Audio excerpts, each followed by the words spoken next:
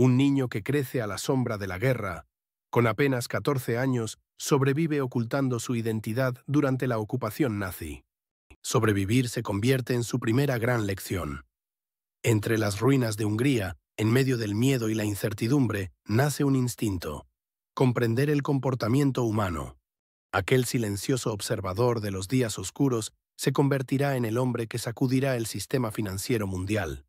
La historia de George Soros comienza en esa delgada línea donde el dinero se cruza con la filosofía, donde la intuición se encuentra con la matemática. La guerra termina, pero sus huellas permanecen. El joven Soros busca su camino en una Europa devastada. En 1947, con una maleta y unas pocas esperanzas, parte hacia Inglaterra. En Londres, en habitaciones frías donde las estufas apenas calientan, sobrevive como estudiante. Pero está a punto de encontrarse con una de las mentes más influyentes de la historia del pensamiento. Asiste a las clases del profesor Karl Popper en la London School of Economics. Popper le habla del concepto de sociedad abierta, libertad, crítica, cambio. Esa idea enciende una chispa en su mente. Descubre que las personas y los mercados no se mueven por verdades fijas, sino por percepciones. Tras graduarse, trabaja en distintos oficios para ganarse la vida. Llama de puerta en puerta vendiendo productos, prueba suerte como pasante en bancos. A comienzos de los años 50, da sus primeros pasos en pequeñas instituciones financieras de Londres.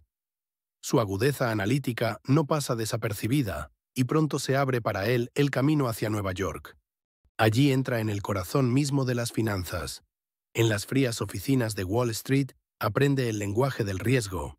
Entre cifras y gráficos, también lee los miedos y deseos de las personas. Para él, el mercado no es solo economía, es un laboratorio de psicología colectiva.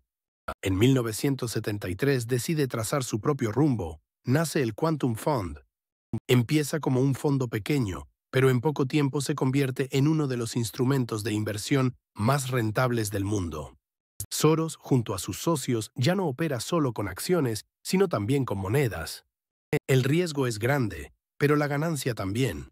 Ahora puede realizar operaciones capaces de afectar incluso la economía de un país. En esos años se consolida su filosofía financiera, la teoría de la reflexividad. Según Soros, los mercados no se rigen por la lógica, sino por la percepción. Las expectativas de las personas moldean los precios, y los precios, a su vez, alteran las expectativas. Cuando el ciclo se completa, el equilibrio racional se rompe. Esa visión lo distingue de los economistas clásicos. Él ve los errores del mercado porque busca sus raíces en el comportamiento humano.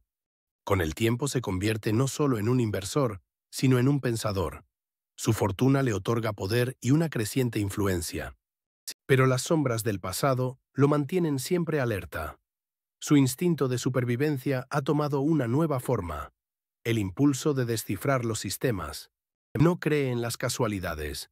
Cada ascenso tiene su caída, cada confianza su punto de quiebre. La historia de Soros está a punto de dejar de ser personal. Mientras Europa reconfigura su equilibrio económico, su teoría está a punto de ser puesta a prueba. Y esa prueba se acerca silenciosamente a los días que pasarán a la historia como el miércoles negro. Mientras un continente volvía a tomar forma, las monedas libraban una guerra silenciosa. Los muros habían caído, la Unión Soviética se había desmoronado y Europa soñaba con la unificación. Pero todo sueño tiene un precio. Al final de los años 80, el mundo financiero de Londres se acercaba una vez más a un punto de inflexión histórico. Para George Soros, aquello era el escenario perfecto de la psicología humana que había observado durante años. Para él, la economía no era una ecuación, sino un sistema de creencias. Y ese sistema estaba a punto de tambalearse.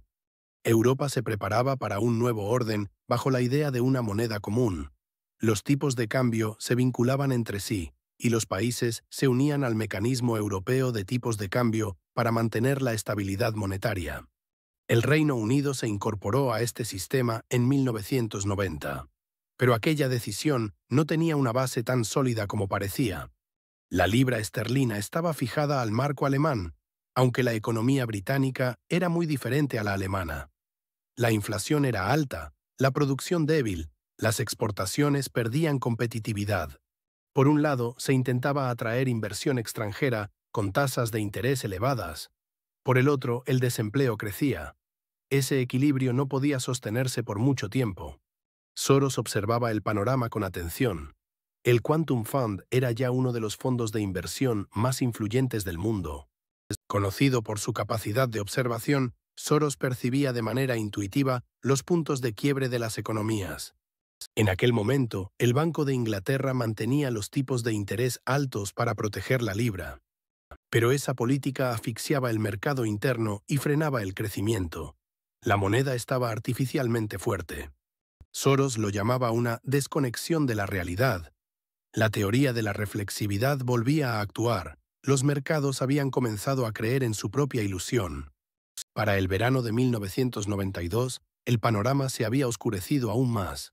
Los signos de recesión aumentaban en Europa. Alemania, agobiada por el costo de la reunificación, subía sus tasas de interés. El Reino Unido no podía seguir ese ritmo. Soros y su equipo realizaron modelos, analizaron datos. La conclusión era clara: la libra no resistiría esa carga. Se había convertido en el símbolo de un sistema destinado a colapsar. Entonces Soros se movió. El Quantum Fund comenzó a abrir posiciones cortas por miles de millones de dólares. Vendió libras y compró dólares. No era solo una jugada financiera, era una apuesta estratégica. Pero las apuestas de Soros no se basaban en estadísticas, sino en el comportamiento humano. Sabía que, por más poderoso que pareciera el Banco de Inglaterra, ninguna muralla resiste cuando cambia la psicología del mercado. A medida que se acercaba septiembre, la tensión crecía. Los inversores ya no confiaban en la promesa británica de mantener el tipo de cambio fijo. Los periódicos hablaban de especulación, las bolsas olían a pánico. El Banco Central intervenía de vez en cuando, pero no lograba detener la ola de ventas. El destino de la libra dependía ahora de las cifras que parpadeaban en las pantallas. En las mañanas grises de Londres, el único sonido que resonaba en las salas de operaciones era el tecleo constante. Miles de millones de libras cambiaban de manos, poniendo a prueba el prestigio de una nación. Los ministros se reunían sin descanso, intentando calmar los mercados con nuevas subidas de tipos. Pero la confianza, una vez rota, no regresa. Soros mantenía la calma, ejecutaba su plan y esperaba. Sabía que ese momento llegaría. Porque todo sistema tiene un instante en el que se engaña a sí mismo. Y cuando ese instante llega, el mercado recuerda la verdad con brutalidad. Mientras Inglaterra intentaba preservar el equilibrio en el que creía, Soros ponía a prueba sus límites. Al día siguiente, el mundo despertaría en un miércoles que pasaría a la historia. El miércoles negro. El día en que una nación vería puesta a prueba no solo su moneda, sino también su orgullo económico. Y Soros ese día alteraría el equilibrio del mundo. La mañana era gris. Un silencio denso cubría Londres. En las pantallas de los bancos, los números se desplazaban con rapidez, y la tensión en los rostros de los operadores se hacía más profunda. 16 de septiembre de 1992, aquel día pasaría a la historia como el miércoles negro. El Banco de Inglaterra había entrado en guerra para defender su moneda y su orgullo nacional. Pero su enemigo no era un país, sino un hombre, George Soros. Su estrategia estaba preparada desde hacía días. Y esa mañana, los límites del sistema financiero mundial estaban a punto de ser redibujados. El Banco de Inglaterra liberaba sus reservas de divisas para sostener la libra. Solo ese día gastó 15.000 millones de dólares. Las tasas de interés subieron con rapidez, pero aquella defensa no hizo más que avivar el fuego. Porque una vez que la confianza se pierde, ya no se recupera. Los mercados habían dejado de creer que el Reino Unido pudiera mantenerse dentro del sistema de tipo de cambio fijo. Y la fe del mercado era más fuerte que la voluntad del gobierno. El equipo de Soros observaba atentamente los movimientos desde la sede del Quantum Fund. Las órdenes se ejecutaban en segundos. Las operaciones se encadenaban a una velocidad vertiginosa. Solo la posición que manejaba Soros alcanzaba los 10.000 millones de dólares. Vendía libras, compraba dólares. Su operación era tan grande que podía alterar por sí sola el equilibrio del mercado. El Banco de Inglaterra, desesperado, elevó las tasas de interés del 10 al 15% para frenar el ataque. Pero no sirvió. La ola de ventas no se detuvo. En cuestión de horas, el valor de la libra se desplomó. Al caer la tarde, la verdad era innegable. El Reino Unido anunció su retirada del mecanismo europeo de tipos de cambio. La libra fue liberada y su valor colapsó. Soros ganó $1.000 millones en un solo día. Pero lo que obtuvo no fue solo dinero. Se había convertido en un símbolo de la historia financiera. El hombre que quebró la libra. La prensa lo llamó demonio y genio a la vez. Algunos lo vieron como un especulador que explotaba las debilidades del sistema. Otros como un visionario capaz de ver la verdad antes que nadie. Sin embargo, para Soros aquel episodio era solo un punto de inflexión. Ganar dinero no era su fin, sino su medio. Comprender cómo se fracturan los sistemas económicos se unía a su deseo de transformar el mundo. Gran parte de sus ganancias las destinó, a través de la Open Society Foundations, a proyectos de libertad, educación y democracia.